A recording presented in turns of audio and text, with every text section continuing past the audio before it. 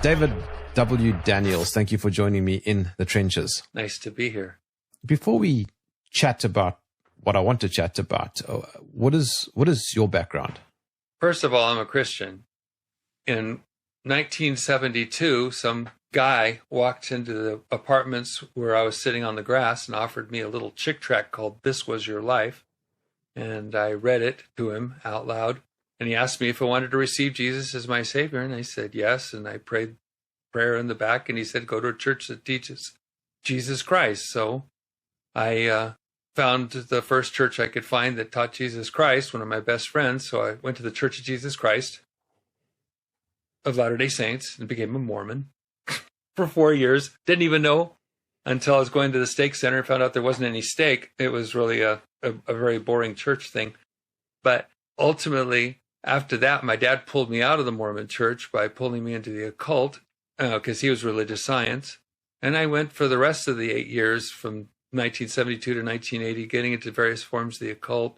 Took the S training, was in Unity, religious science, and got into spirit contact and doing spells and stuff. And in 1980, on August 24th, 1980, I was calling down lightning from heaven, which I thought was exciting. And I called myself a prophet of God. That's all in my videos. You can see them all on youtube.com/@chicktracts under testimonies playlists. And after I said, I'm a prophet of God, I heard, not everyone that saith unto me, Lord, Lord, shall enter into the kingdom of heaven, but he that doeth the will of my Father, which is in heaven. Many will say to me in that day, Lord, Lord, will have I not prophesied in thy name, and have I not cast out devils and done many wonderful works? And then will I profess unto them, I never knew you. Depart from me, ye that work iniquity. And so from that point on, the Lord literally led me through a Bible chase. I went out and grabbed my Bible because I figured out that was in there somewhere, and it took a while to find it. It's all in the testimony. And the Lord led me through the scriptures. I didn't touch it. The wind blew, and I just shined my flashlight, and wherever I landed was my sin. And so I repented big time. I had received Jesus 8 years before, but I didn't know what repent was. I knew what it was 8 years later. I had lots to repent for. And after that, I became a fanatic, which is pretty much the way everybody has ever seen me ever since then. And I went to Bible college and was quickly turned away from the King James Bible into all the new stuff. And I got into textual criticism. I became a top Greek student, left Pacific Christian College, went to Fuller Seminary, got my Master of Divinity in theology with all emphasis in linguistics. My wife, my almost wife, my fiance of 5 years and 7 months, we studied all the summers of the Summer Institute of Linguistics with Wycliffe Bible translators, and I was ordained in 1987. And then the world happened, of course. We had 5 kids. We didn't go to the mission field for various reasons. And ultimately, I found out I was using the wrong Bible in the first place. So that changed my entire world. In the meantime, I'd gone through different jobs. I'd been a textbook manager for many years, and then I became a public school teacher, teaching bilingual Spanish and English. And then as I started researching, because a guy came to our church from here, Chick Publications, he came to our church and he asked me a simple question. If God did something right a first time, why does he need to do it a second? And so I started researching into the history of the King James Bible and started finding out that all the things my professors taught me weren't exactly the truth. Finally, I came to trusting the King James Bible as God's preserved words in English, and it changed my whole life. I mean, it really did. Major. And then one day, I started writing articles for Chick Publications, and they started publishing them and stuff without my byline or anything, because nobody knew who I was. And then one day in August of 2000, I was teaching kindergarten, and I heard go to Chick Publications at 3 o'clock, and there's nobody in the room. I just dismissed all the students, and I was off for a month. It was year-round schooling. And so I came over here, and not knowing why, and ultimately ended up, Jack called me into his office. And what I found out after Jack died from his wife, from his widow, was that she had told him, you need to get David to work with you. I knew nothing about this. So I come here just by faith, literally nothing. And then he comes in and I analyze a track that's up here called In the Beginning. I told him that when I studied evolution under Dr. David Jacobs, the date was different. This is what it was, not that. You want me to check it? Went online, checked it, came back and said, yeah, the date I gave you was accurate. And he said, do you want to work with me?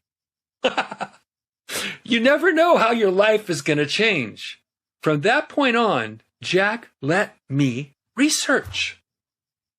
And one of the things to research was the stuff that Alberto Rivera, former Jesuit priest, said true. Was he really a Jesuit priest? Is this all real? What about the stuff he said about Babylon religion? What about the Jesuit order? Is it real? And I was given authority to research it, find out if it's true, and if it's not true, to change what we have that's wrong until it is. And if we don't have something that's right, just to get rid of the book.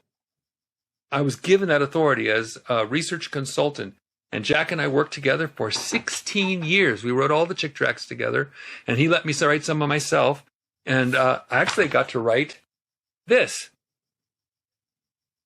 with full research using the actual Jesuits' writings. So I guess that's what got us to today in some ways. Plus, I've had some encounters with Jesuits and did some more research that I put into this book. That's why they changed the Bible, one world Bible for one world religion. All that came together to, I'm a kid in a candy store here. I get to write stories, which I always wanted to do and always loved doing. I get to, now that Jack's gone to heaven since 2016, now I'm doing them. And since Fred passed away 2 years ago, now I'm drawing the tracks too. I'm literally doing everything I ever wanted to do and more.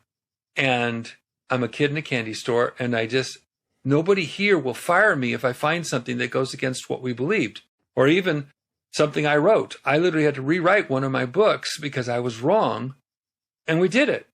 And we republished it with the right information. So that's the short version. Well, when we talk about the Jesuits, who or what are we talking about?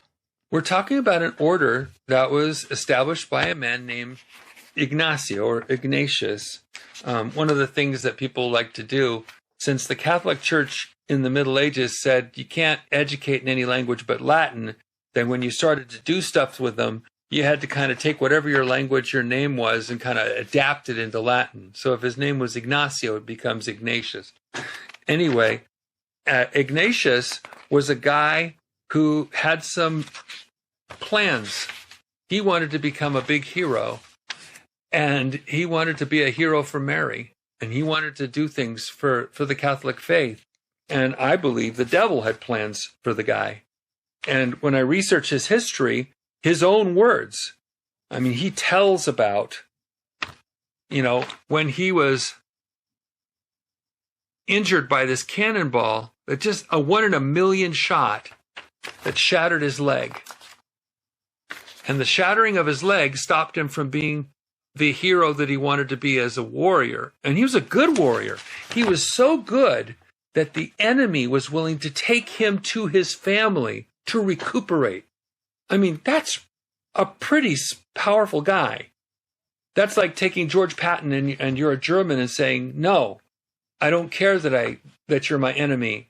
You're a noble man, and I will take care of you. I mean, that's admirable.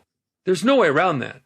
While he's recuperating, and he takes the hard way, he says, pull this thing out, put me on the stretcher, everything, make it happen to get me back into position. And he took the hard route because he wanted to please Mary. I mean, he was a very strong Catholic, and he loved reading the stories of the saints, and he loved romance novels. And you can see that if you ever have seen The Man of La Mancha, you know that, The Man of La Mancha? To dream the no. impossible dream. That musical? Don Quixote de la Mancha? Don Quixote? No. No? The guy. Oh, wait. I might. That last. He's that old guy in a armor, and he's got a friend on a burro. Right. That's his noble steed. Right. Okay, and he's looking for the Dulcinea, the beautiful Dulcinea, and he's just completely delusional. That was actually written about Ignatius of Loyola, because they believe that kind of that impossible dream is the dream of the Jesuit order, but that they're going to go beyond all boundaries. It sounds so positive. It really does. I mean, it makes everybody want to join. They only take certain people, really, really intelligent ones. But here's what he learned. After he started convalescing and walking and dedicating himself to Mary, giving his weapons and his armor and everything to Mary, he went on a journey and he wanted to start following Mary, and he started having visions. And personally, I believe the devil gave him those visions, just being honest, that these visions were supposed to give him a special purpose. And what he learned was how to speak in such a way that when people would listen and follow where he was going, that he could be more or less a level of mind control. In fact, the CIA later copied it. The SS later copied it. The OSS later copied it. MI6 later copied it. The KGB later copied it. Do you get where I'm going here? The Jesuit order learned a level of mind control, a way of using people's minds to make them, if they're willing, and that was a key to it, as opposed to now when they can do it when you're unwilling.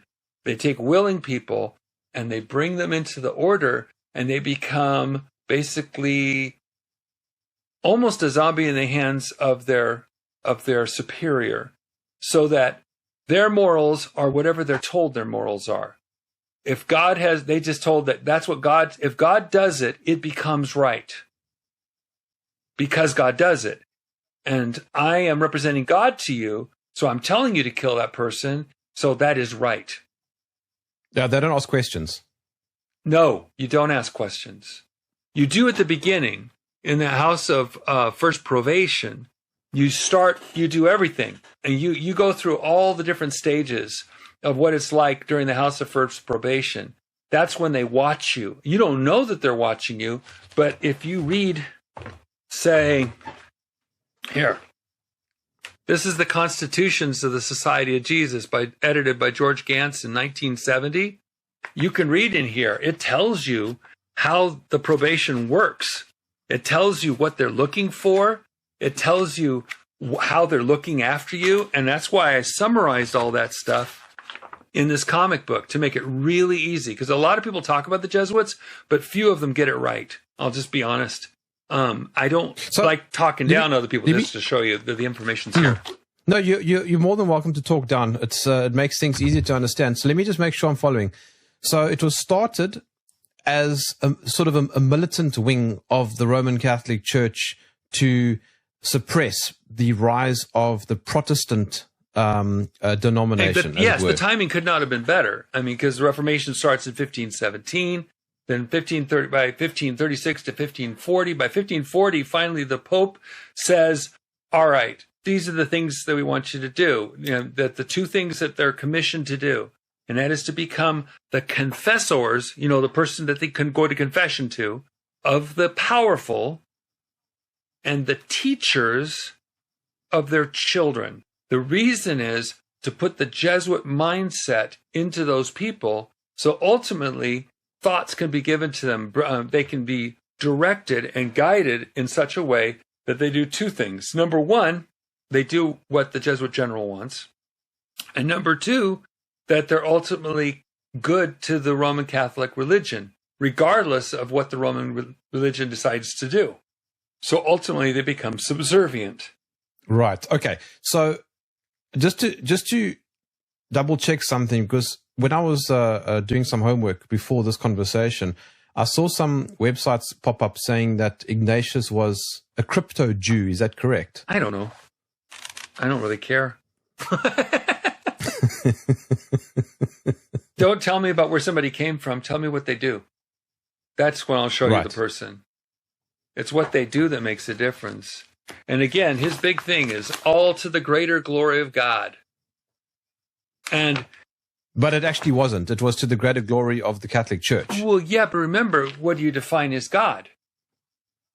That's what the people don't get. It's just like back in the Hollywood days when they'd say, God bless everyone, and we think, oh, they're Christians. No, they're not. It's not the same God. The God of this world has blinded the minds of them that believe not. And so, which God is it? The God of this world or the Lord God? I mean, there's a difference there. And is it the bread God? Is it the God the priest says it takes this, that Jesus is called down by the priest according to the glories of Mary, the Gury? says that the priest calls down Jesus from heaven and sticks him into a wafer.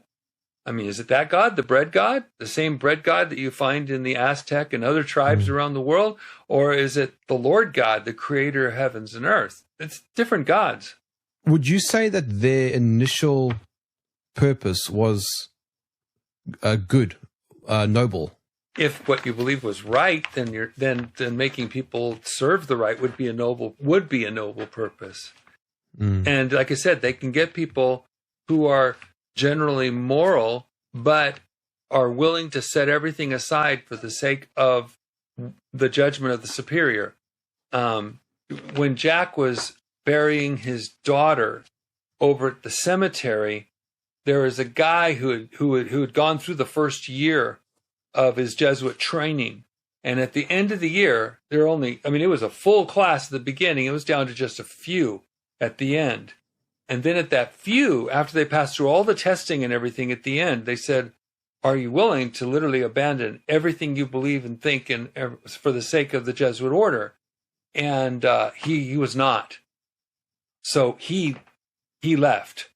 And he actually told Jack this. This was really awesome because he got to read the comics and everything. But he was not. But he said there were two guys. They were, and only they went to the next year. So the Jesuit order is very, very rarefied air. The further up you go. Yeah, so it started as a wing of the Roman Catholic Church. Militant did it wing. Grow to become too... Yeah, militant wing. And did it become too powerful? Did it? I mean, is it? I mean, they believe they control the Pope. I mean, I don't know how powerful you want to be. Nothing really happens without them already knowing. And they did this before computers. As I talked about in that series I did on the Jesuits, I'm still doing it. I just kind of busy writing tracts and finishing books and things like that. But as far as the works of the Jesuits, they have a great purpose. And supposedly it's to serve the Pope, but I really believe it's to serve the Jesuit general. I almost think the Antichrist or the beast at the end that the Revelation is talking about the Jesuit general, and that the false prophet would be the white Pope rather than the black Pope. The black Pope. It's a thought, and it's a very interesting, intriguing idea. How could they have more power than they have right now? The Pope himself is a Jesuit priest. And he's got more power than the public-facing Pope, the white Pope. Oh, yeah. As we saw through those 1800s books that I talk about in the video series, there are confessionals that bring information then that information goes through a network up to the Jesuit general. Now, I'm sure it's computerized. You know, years ago, this was a controversial tract. My name in the Vatican? That was supposed to be controversial. Now it's like, my name not in the Vatican? Of course it is. We got databases. Computers can do that so easily. We could have done that with 286 computers. But they did it with paper. And they had ways of combining information and getting stuff. Jack told me here in this office, when he was in World War II, there was an officer in Canada who went to confession, and he was part of a future invasion against Germany. And he told his confessor that went all the way up the line, and the Germans were ready. It was the only leak. That confession was the leak itself. The confessional is an amazing ability, not just for the regular Catholic Church, but the Jesuit general gets those reports. What does it mean when you say they're powerful? I mean, are we talking a metaphorical power, or are we talking actual geopolitical power? Okay, that's an interesting question. If you can put a Jesuit as number 2 man, the quiet guy behind the scenes, to almost every world leader, or maybe 12, like when Clinton was president, there were 12 of them. How much influencing can you do? How much policy influencing can you do? Let's say the Jesuits have an investment in armaments. Then they could get the right people to say, you know, you really need to go against that country. That country is a bad country, and you need to go against them. Here's some information you need to know. It doesn't have to be true, because Jesuits don't have to tell the truth. The truth is whatever they were told to tell. There's amazing ability to manipulate people by lies. and partial truths and 99% truths. And when you surround all the world leaders, again, the confessors of the powerful, what if they're not Catholics? Well, then advisors. Basically the same thing. And the teachers of their children. Because those children are going to be fully indoctrinated into the Catholic service as well. And some of them will be incorporated into the Jesuits. Remember, the thing about crypto-Jew and all that stuff is interesting, but remember Anthony Fauci? I have a picture of him with an award with his wife, who's also the head of bioethics, which is really an interesting conflict of interest. But they just got an award by the Jesuits for their service to the Jesuit order, well, a couple years ago. And they called them senior Jesuits. And Fauci's education was elementary through high school. And then he talks about some other things. And he says that was some of the most important education he ever had. I have a video of him saying that to the school. So, I mean, I know that's true. And he's a Jew, except he now says he's not a religious Jew. I mean, just by genetics, not by anything else. I think it was Thomas Jefferson who said something about the Jesuits also.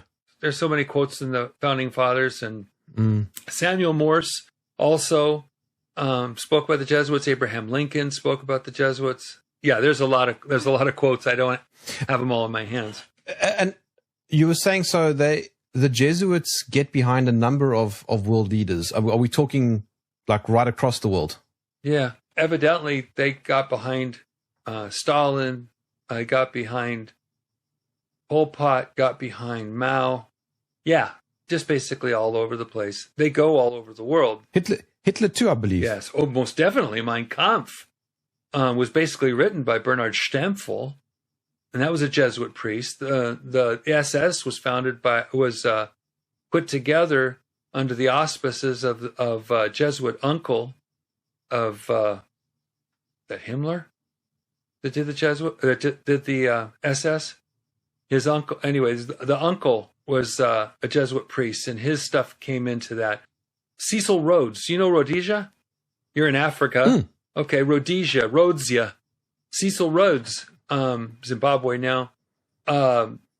He created 8 wills. And those 8 wills that he created, especially the 8th one, were founded following the constitutions of the Jesuit order. They called him... You're saying Cecil John Rhodes? Yeah. Cecil John Rhodes was a Jesuit? I don't know that he was a Jesuit. I just know that he utilized the Jesuits' information. Cool. I remember there's 4 types of Jesuits. So if you want to talk about the types of Jesuits... Yeah, what are those types? Okay, well, a type 1, of course, is a priest. That's the first class. It's called the professed. So they have SJ after their names. So like when I studied Greek, when you get high enough, you got a Jesuit teaching you. Maximilian Zerwick, SJ, Society of Jesus. So the people who get the SJ after their name, they're the Jesuit priests. So here, when I studied, the Zerwick Grosvenor was supposed to be the greatest thing. Max Zerwick, there's the same Jesuit right there. So people get into advanced Greek, or starting in 1966, as I wrote about in this book, why they changed the Bible, one world Bible for one world religion. I tell about the Jesuits all the way through this and how they had to do with Bible translation. But right here is Carlo Maria Martini, S.J. He was insisted upon by Eugene Nida, the father of the modern linguistics movement, to be a part of the Bible translation groups. And then suddenly, after they did their work, starting with the United Bible Society 3rd edition up to the present, the Roman Catholics and the Protestants have used the exact same Greek text, despite the fact that the compromise only came from the Protestant side. And it always is that way. So anyway, the professor of the SJ, there are only a few Jesuits that make it to that class. The vast majority are not priests. And they take the 4 vows: obedience, poverty, chastity, and special obedience to the Pope. Of course, I always wonder which Pope they're talking about. The second class... The second class is called formed coadjutors. Coadjutor is an interesting word, but there are 2 kinds, okay? The first one is spiritual coadjutors. Those are lesser priests. They can hear confessions, they can preach, and they can teach. That's the end of how far they can go. There's still Jesuits. They're called formed spiritual coadjutors. Then there's temporal, like worldly, temporal coadjutors. They're at the bottom of the barrel. They have no spiritual authority. They're cooks. Think about this. Cooks, guardians, people who clean your yard, as long as they live for the greater glory of God. So if they're intelligence people, remember a difference between intelligence and a spy. A person who's an intelligence operator is just gathering stuff, right? He's just gathering information. But if you have a spy doing more work than that, then they also report extra things and they're agents, full agents. These aren't like full agents. These are like the ones who observe. Like we had a lady here in California named Diane Feinstein. For 20 years, the driver she had was from China. It's the same kind of thing. A person of the Chinese, connected with the Chinese Communist Party. It's the same kind of thing. You get a person who's your driver, a person that you trust, the person you just don't even notice, the person who cleans your office while you're talking about important things. Those can be Jesuits. Those are temporal coadjutors. Does that help? And then third. Yeah, so they're the information gatherers. They're the information gatherers. Yeah, they're one kind, but dedicated information gatherers. So even like when I mentioned the house of first probation, when a person's first been accepted to be tried to see if they're under probation, to see if they can become a Jesuit, and they're observing them, all the people around the house, all the people around the yard, everywhere they go, cleaning the bathrooms, everything, they're all Jesuits. And they're all reporting that information, and they're developing a psychological profile. They did this long before modern psychology. That's how developed the system was. Just to clarify something, yeah, though. Sure. Just to clarify something, if you don't mind. Didn't one of the popes officially abandon the Jesuit order? Hey, have you ever watched Mission Impossible? Yes. If you or any of your IM force is caught or compromised, the secretary will disavow knowledge of your actions, right? Well, there is a couple of things where they dissolved the Impossible Mission Force. A couple of movies they had that with Tom Cruise and stuff. All that really happened is they made the statement that they were going to disperse their stuff to the four winds and let other orders take over their stuff, and they no longer have an official status. But doing it is a lot harder than saying it when they're worldwide, country after country. And it never fully got done. And of course, anybody at that moment, 1773, ever think about a name like Adam Weishaupt, the guy who came to America and founded the American Illuminati. He was a Jesuit priest. Well, they say he was a former. No, he wasn't. He was simply a disavowed one. He was still a Jesuit priest. He was still doing his job. He was still establishing the literati, those people like the alpha, beta, gamma, delta, whatever, all those different letter groups, literati. And then using Masonic order and stuff, the G for the Church of the Jesu, they're using these orders and stuff to make a useful set of idiots for the Jesuit order. Useful idiot, that's a communist term, KGB, when a person is able to be utilized without themselves knowing that they're being utilized by an enemy. Okay, so I got the second class. Ready for the third class? Yep. The third class is called Approved Scholastics. This is a student who promises to put his whole future and lay it at the feet of his superior. So after his 10 to 14 years of actual study, so these are scholastics, they wanted Clinton to become one. They wanted it to start by become a Jesuit brother, and he was approached, and I have it from Clinton's own mouth, from his own stuff. I love accidentally, found myself on the government printing office on an open web page, and I found their documents, and I started going, hey, can I find the next page and the next page and the previous ones? And I saved all of it and cataloged it all. But so he goes out and he's having a hamburger because he loved hamburgers when he was going to Georgetown University.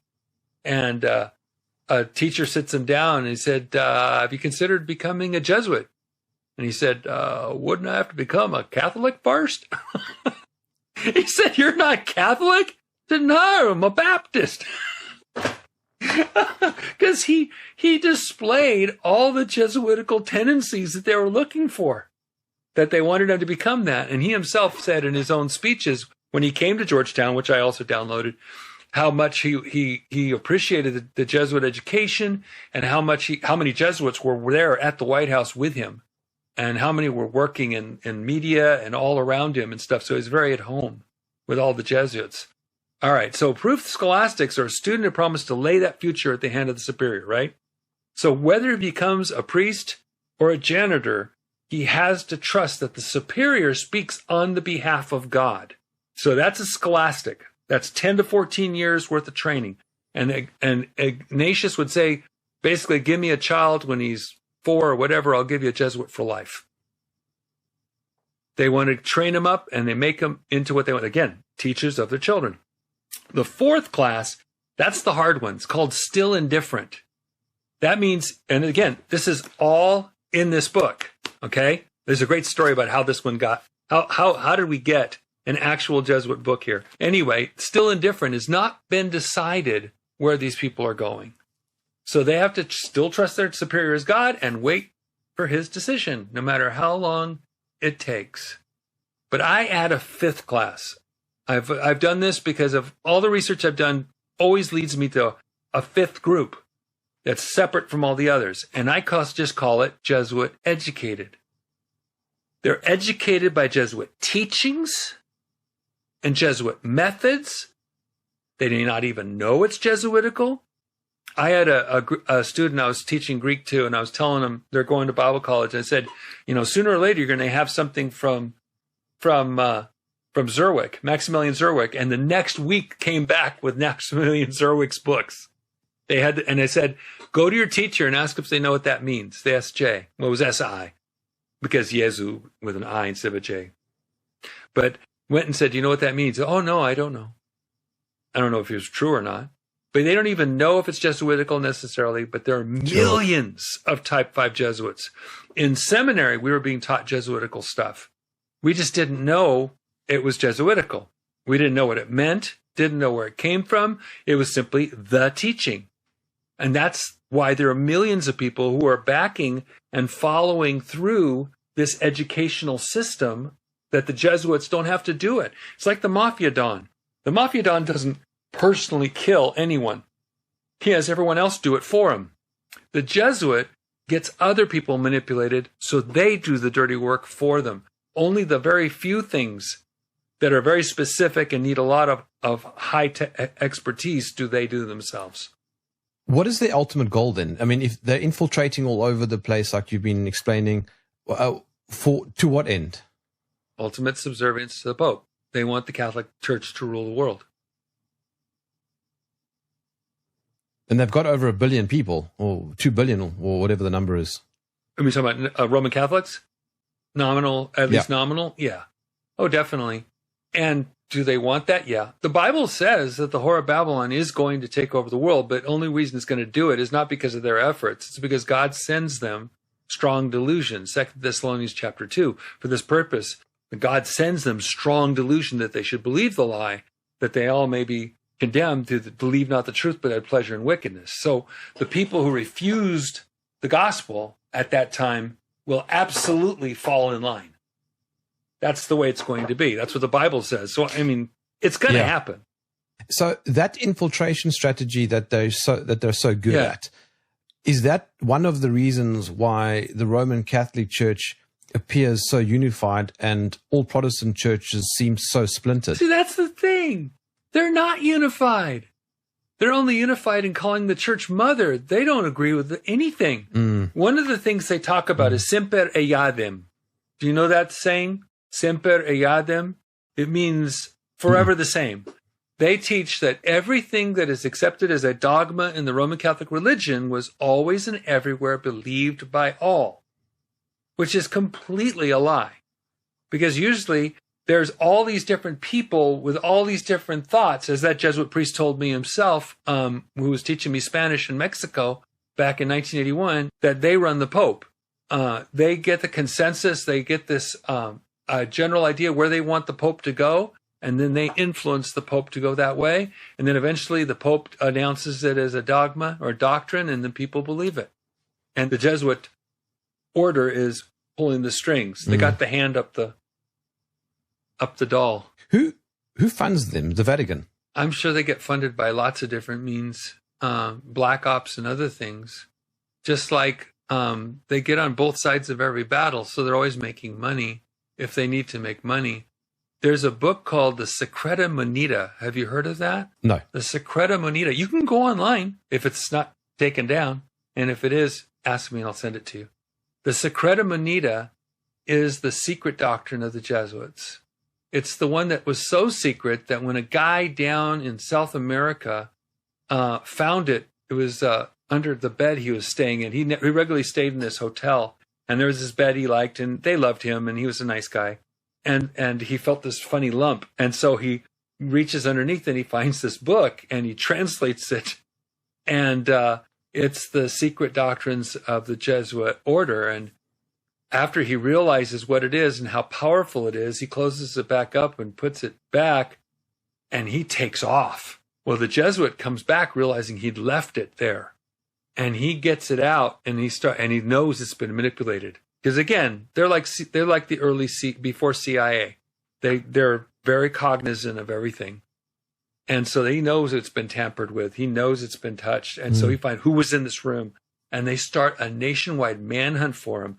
The irony of ironies is the guy who discovered it was a Mason and used his Masonic Brotherhood to get all the way back to San Francisco and get them to publish it. So you can find it. You can find it online. But yeah, it's the Secreta Moneta, and you can find it in Latin on one side and on English on the other. It's wonderful. And you learn about how the money, a Jesuit can tell you to your face and not be lying that his monastery doesn't have any money and he has no control over any kind of money in his monastery. It's true. All the money they make, they send to other monasteries, and the other monasteries send to them.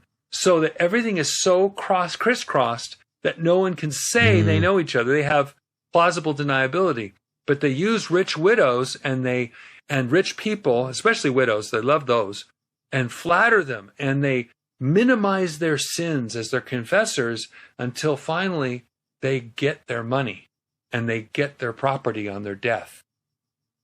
That's where a lot of money comes from. If you spend any time online looking up Jesuits, you find a lot of articles that bring Jews into the same conversation. I apologize for bringing it up again, but I just want to make sure I've got some sort of understanding. If you think about how people always talk about Talmudic Jews and Karl Marx and cultural Marxism and how it's infiltrating the West, what is the relationship between the Jesuits and the Jews? That's an interesting question. What's really interesting is the history of the Jewish people. God chose them, and he blesses them that bless the people and curses the ones that curses people. But there are two different groups of people. There are people who actually have some kind of aim toward God, and there's ones that are very, very, very, very anti-God. And they're both brilliant. I don't know how it happened. I don't know why almost all the Nobel Prize winners are people of Jewish descent. I don't understand all that. Maybe God did that as a thing. I don't know. They're brilliant. So it's like the little girl with a little curl in the middle of her forehead. When she's good, she's very, very good. And when she was bad, she was horrid.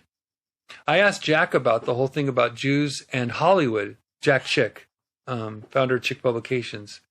And from his experience, and he told me from everything he knew, he said, it looks like Jews run Hollywood. It really does. But they're under the Catholics. It's only a ruse. It looks like it.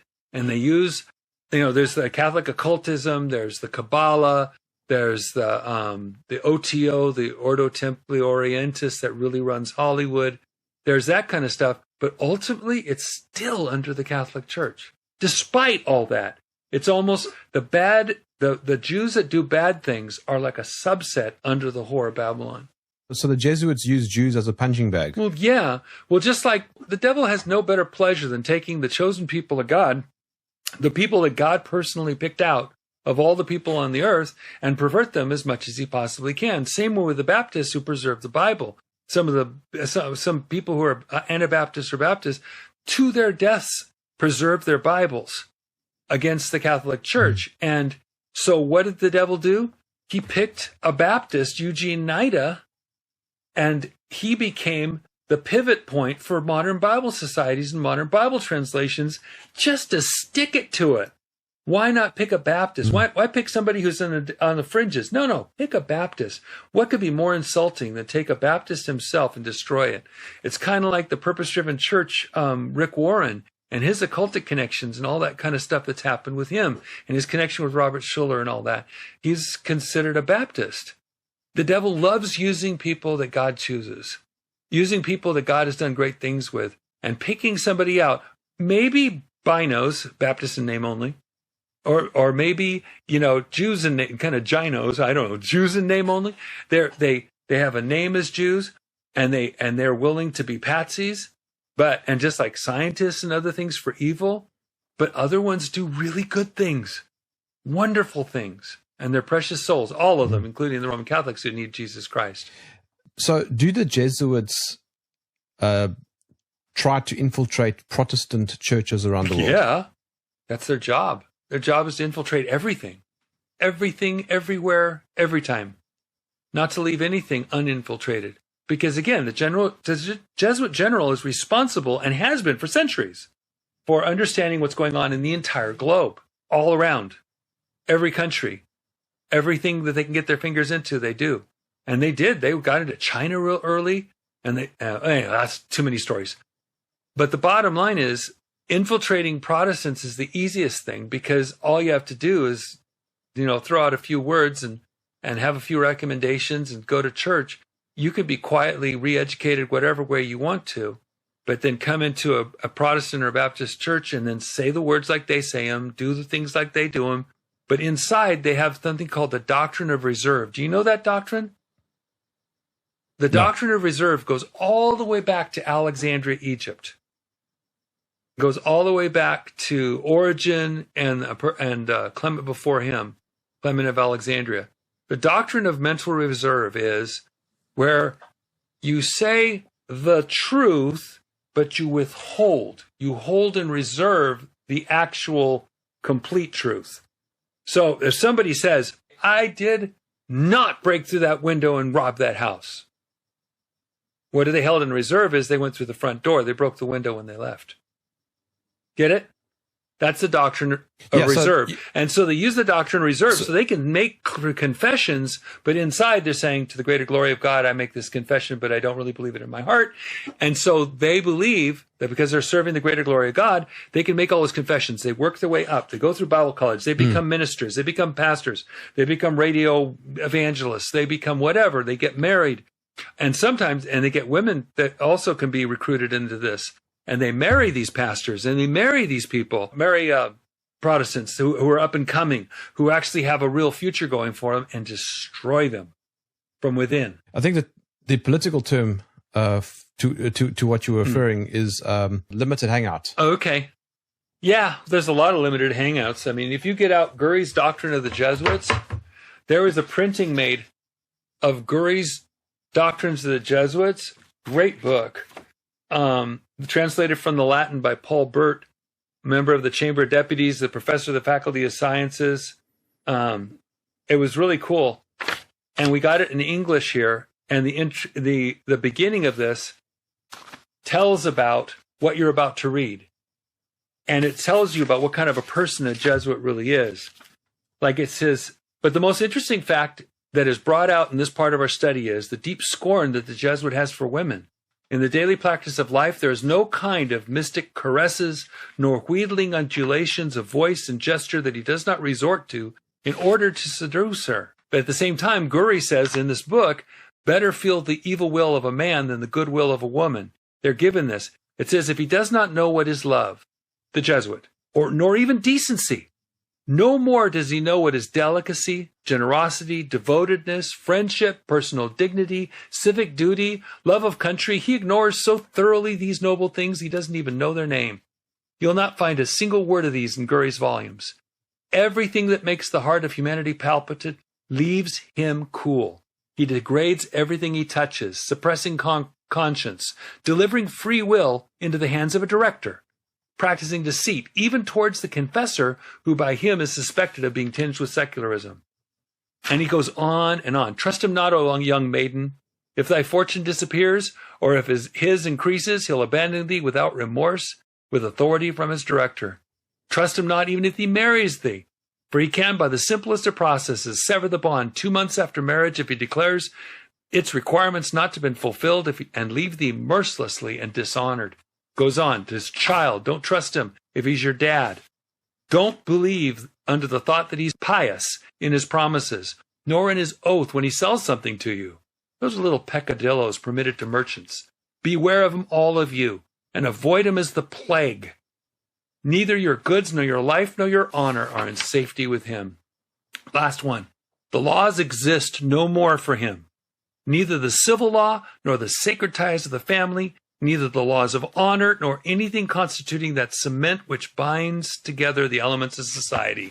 That's the preface to this. Then after this, you read the actual doctrines that Gury wrote for the Jesuits, how they minimize sin and make it something that they can participate in. Amazing. Do Jesuits ever leave the order? Yes, not many. Very few. Most would probably die. Very few have. I've talked about a couple. And if you go to my Jesuit series on YouTube, you can see a couple of them that left it. One literally just found out the secrets of what the order was doing by being in the wrong room at the right time and having to have a particular expertise at writing shorthand, and had paper and pencil right there because he realized that was the place where people watched people for intelligence gathering, for learning about them. And when he listened to them, he found out their plans for global domination. Then he very quietly and stealthily, and there's a whole story about it, I did it in a couple of videos, fled for his life and came ultimately to England. You know, England has been a refuge for a lot of people who've left different things like the Jesuit order.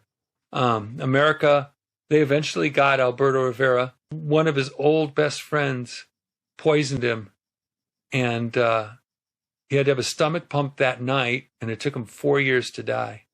It was really heavy. But yeah, they often get him back. They have different ways of doing it. But there are a few, and thankfully in the 1800s, transportation was a little less advanced, and so some were able to get away and got their books. So because of the Jesuits' connection to Rome, and of course, by extension, Italy, do the Jesuits control a lot of high-level mafia? The way Jack Chick explained it to me, it was really simple years and years ago, and I've never found anything to contradict it. In a large way, the mafia is kind of like a financial arm of the Catholic Church. So they can get, here's Giacinto Achilli. This is a great book. This guy learned stuff from a Jesuit. There are other people who've gotten into the order a little bit, and others have talked about it. I have them in those videos. I hope you listen to them, watch them. I asked you earlier about the Jesuits' relationship with the Jews. What is the Jesuits' relationship with Islam? That's an interesting question. The Catholic Church's in connection with Islam. I've talked about. Well, actually, I edited a book by Muhammad al-Ghazali called "Christ, Muhammad, and I added 492 footnotes to it, and I followed it up, and I got a book over there called "Oh Muhammad" by Martin Lings. He's a guy beloved by Muslims, but he also shows the connection of the Catholics that were feeding him information early on, when at the beginning of the development of the religion. He was being fed. He was being fed by a Jew. There was a Jew that was there that was giving him information. He had, I don't know if it was a slave or I don't know the relationship exactly. And then Guaraqua, Nestorians would not call themselves Catholics, but I'd still call them, daughters of the whore, as they call it in the Bible. the daughters of the whore ultimately serve the interests of the Catholic Church, or the whore of Babylon, or Satan. Satan has his different manifestations. Have you ever read the book This Present Darkness by Frank Peretti? I've okay, seen there's it. a scene where he says, look at we're standing in the backyard here, and there's some fences. And he says, look at this hole there. See that hole there? There's a gopher hole right there. Look over there. There's gopher holes on that property. And there's gopher holes over on that property over there. And he said, do you suppose that is all different gophers? I said, of course not. It's the same gopher. It's a network that goes underneath. What you see on the top is a bunch of fences. But what's underneath knows no fences. The Jesuit order knows no fences. It works underneath everywhere. If the Jesuit order has so much influence at high levels around the world, is it safe to say, therefore, that the Jesuits pull a lot of strings in terms of very, very big decision-making globally? I don't think any big decisions are made without them. I can't find any evidence. I tried. I was finding a New York governor got in trouble, and the vice person, whatever, came up and was taking the role, and it was a Jesuit priest. I was like, wow. It was back in 2005. It was like, I'm going, Jack, I can't go and not find Jesuits everywhere. I keep on looking, and I keep on finding. There they are. There's another one. There's another one. And those are the known Jesuits. And we're talking about millions, because I went to the Jesuit universities and downloaded their own public relations. I downloaded what they said they do. I read their own documents. And so all this study I've been doing has been with their writings, not with my own. I've not read any Christian writings about it. I just read the Jesuit writings. And they themselves say, we're everywhere. We're ubiquitous. We're so far everywhere getting information and causing the stuff because it's all for the greater glory of God. I mean, what could be better? If they're behind wars, what sort of wars are we talking about? But I would say two things, though. I mean, ultimately, wars are from the bankers, so I figured the Jesuits would have to influence the bankers because the bankers start wars. I mean, there's a great book called The Creature from Jekyll Island. Yes, I've got it behind me. Yeah. I can't find anything that contradicts that either. Again, that's the way I go. I'll keep on researching and I'll go a direction. Say, this is the way the evidence is pointing. And if I find some good or better evidence that goes against it, then I will take the next opinion. But I haven't found anything to contradict that. So that does seem to be the case. So I would guess that they would be in the influence of the people who are the bankers, which means that they're probably in the highest echelons of whatever in the world. And they don't care who it is. You know, it's just like Rothschild once said, and I don't even know if he was really a Jew or not. And there's a lot of questions in my mind I don't have answers to. I don't know yet. I mean, maybe in a few years we'll find out. But he said, I care not, I'm not getting exact quote, but pretty close. I care not who runs the country. I only care who controls the money. Because that's what runs everything. The money makes the world go around.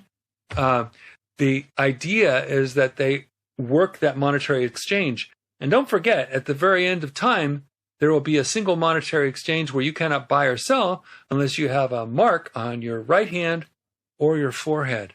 And boy, digital ID. Boy, that doesn't sound at all familiar, does it? All the things that people said and for centuries, they spiritualized out about the Bible are becoming literally true. In Daniel chapter 12, it says, many shall go to and fro, transportation, and knowledge shall increase. Information. Transportation, information. And that's the age we're in now. And so I'm finding as we progress, the more the very strange things in the Bible become absolutely literal. In the 1800s, in Morals and Dogma, that's Pike's book for the Masons. He talked about the Baphomet, which he stole from Eliphas Levi, the Satanist, in the 1800s, and translated from French into English. I prove that in my book, Should a Christian Be a Mason? That a thought could go, from around the world, and words could go around the world. And that was considered to be the power of the Baphomet, the power of Christ, Satan, Holy Spirit. They put them all together as one, just this force. and Satan and Abraxas. And we go on. I don't want to go on. The Ouroboros. But now we just call it cell phones. Now we just call it internet. I'm talking to you. You're in South Africa. I'm in Southern California. How far away is that? How likely was it 100 years ago that we would be doing this? It's all happening. Not likely. It's all happening, and it's all being influenced. You mentioned Pike, and I speak under correction. If memory serves, FBI director, what's his name, J. Edwin Hoover. He had a bust of Pike in his office for many years. Probably, and there's a big statue of him. J. Edgar. I beg your pardon, J. Edgar. J. Edgar Hoover. Yeah, and there's a giant full statue of him in Washington D.C. And of course, he's honored in the Masonic temple there too. Is that why there's a little pyramid on the back of a US dollar with some I on it and some Latin underneath I used to think that was such a conspiracy theory. Because, by the way, conspiracy theory was a term developed by the CIA about anybody who questioned the way that President Kennedy died. I find that just the hilarity of that. The Warren Commission. The hilarity of that. But that's another story. It turned out that when FDR, 33rd degree Mason, became president, he set up in 1933, because that's a Masonic year, 33, 66, and 99, to change the currency. And then he brought in stuff from the past and then brought it in together and made the dollar bill the way we have it today, and various other currency and other things. So there's a link to Jesuits. Oh, yeah. Yeah, because remember, like I said, the G inside the compasses and square of the Jesuits, according to the Jesuits, the G is Jesu, the Church of the Jesu, because the G is pronounced J. The Church of the Jesu is the head of the Jesuit order, the main building of the Jesuit order in Rome, which I tell about in one of my videos. I show you pictures of it. I suppose the ultimate irony is that the Society of Jesus has absolutely nothing to do with Jesus. It has to do with the false Jesus. It has to do with the bread Jesus, the Jesus that a priest has power over, the Jesus that can be called down from their heaven into a wafer and then be eaten.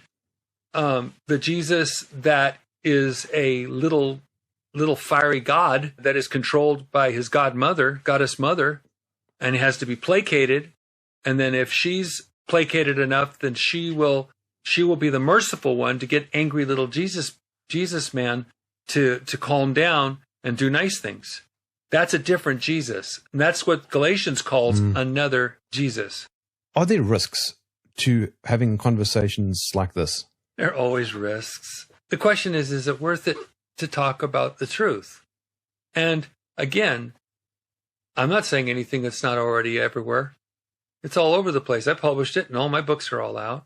There's nothing unusual about it. The fact is, the angle that we use makes all the difference, I think. I think it really does. If you're trying to just rabble rouse and cause a political movement, then of course they're going to squash you like a bug. But if you say these are precious souls, every last one of them, if they're breathing, they're still a precious soul that needs Jesus. Oh, I got in so much trouble with some guy. Some guy was very unhappy that I said, I wish even Hitler would get saved. Well, I want everybody to get saved. I cannot make an exception no matter how awful a person is. Otherwise, then what's grace? And what is the whole idea of salvation? Jesus took all our sins on him. Do I think they're going to? Well, probably not. But that's not the point. The point of the gospel is that we care about the souls of the people. Oh, it's a hate crime. That's one of the big things that they made up. What a great story to make up, hate crime. No, if I hated people, I'd say let them go to hell and I won't do a thing. I won't do a thing to help them. The bridge is out and I'm not going to put up a sign. Bridge is out and I'm not going to run out in the street. I'm not going to shine flashlights and say, stop, the bridge is out. That would be hate. Love is saying the bridge is out and I'm willing to put myself out there to tell you so. Every one of these people I've mentioned needs Christ.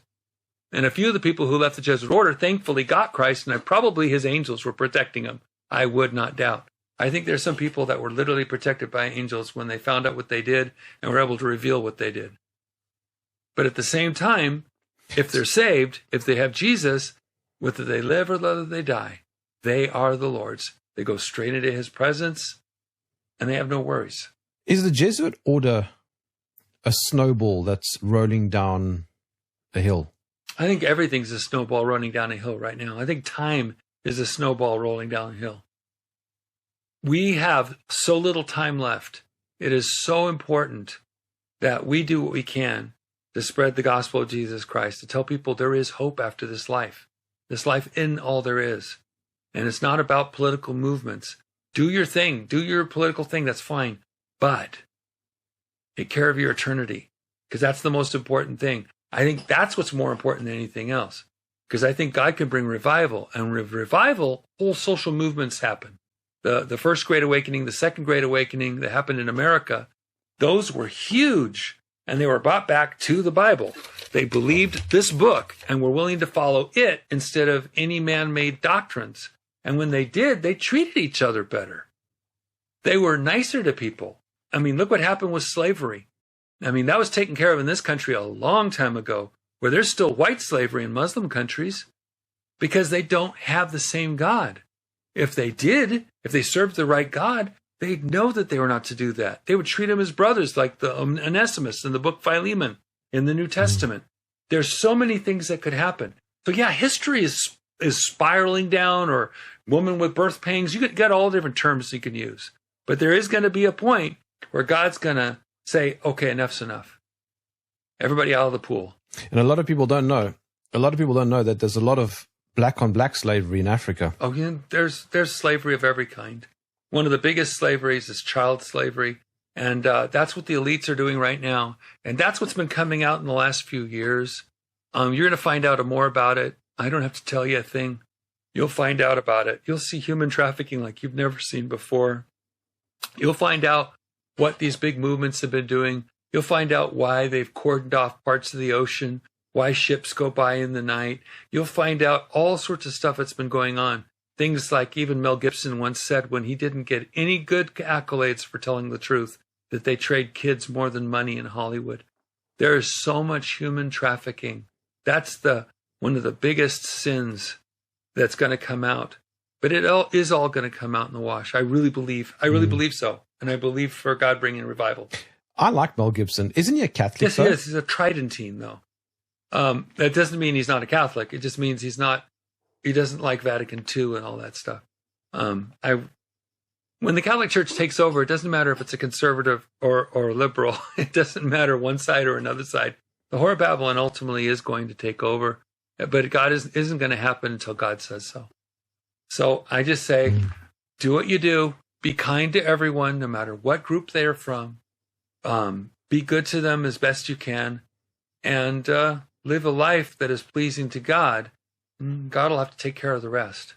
If I wanted to keep up with your work, how would I do that? Well, first thing, like I said, I got over 380 videos. We have over 400 on the website, on our YouTube channel, youtube.com/ and then the @ Chick Tracts, ChickTracts. That's one big word. And there's, like I said, there's all those videos. You can click on playlists and you can see them, or you can even, in the sub thing, if you're in Windows, there's a little magnifying glass. Click that, and you can type any words. And I subtitled almost every video, so you can even look up for the words and find a video that you want to do. There's also chick.com, www.chick.com, and we have bajillions of articles and things and stuff online. And if you want my page at chick.com, it's chick.com/Bible. It also leads you to the 17 books I've written, and it has a link to the YouTube page and other things. Then you can go on to chick.com and get the newsletter as it comes out. We have it online. You could read it online. You could read past ones online, Battle Cry. All that's available. David W. Daniels, thank you for joining me in the trenches. You're welcome. Thank you for asking me. It's been a very interesting day. If you enjoyed this podcast, please visit supportjoe.com.